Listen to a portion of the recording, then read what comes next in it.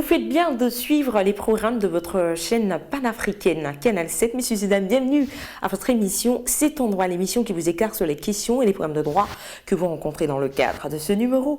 Nous parlerons de la filiation légitime.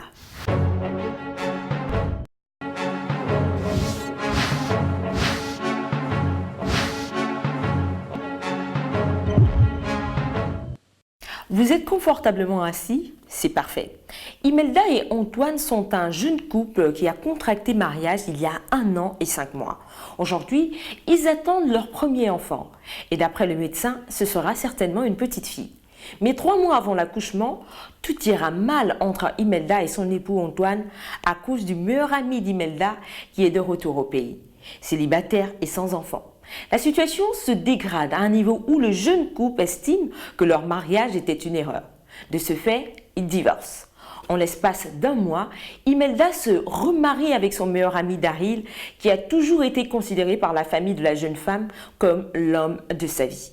Le nouveau couple voit naître l'enfant. Imelda lui donnera le nom de famille de Daryl. Mais pour Antoine, divorcé ou pas, son ex-femme n'a pas le droit d'agir de la sorte. Face à cette situation, il décide d'avoir recours à la justice. Mais selon vous, que prévoit la loi? La réponse se juste derrière cette pause.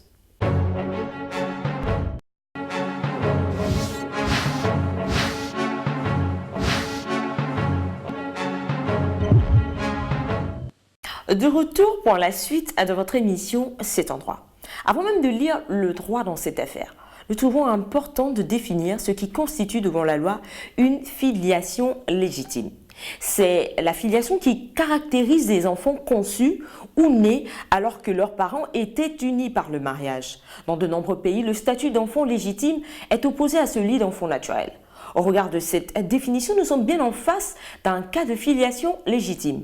Sachez que l'article 391 du Code civil gabonais dispose que l'enfant conçu ou né pendant le mariage de ses auteurs est légitime. Il a pour père le mari de sa mère, même si le nom de ce dernier n'est pas indiqué dans l'acte de naissance et quelle que soit la manière dont la filiation maternelle est établie.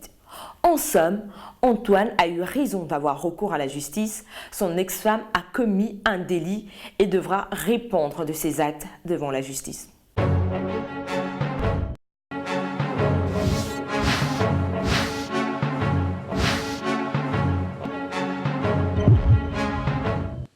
Voilà, c'est la fin de votre émission C'est ton droit, en espérant vous avoir servi tout au long de ce numéro consacré à la filiation légitime. Je ne pourrais vous quitter sans vous rappeler que vous pouvez nous adresser vos propositions de thèmes sur Facebook / C'est ton droit. Bonne suite des programmes sur Canal 7 à votre chaîne panafricaine.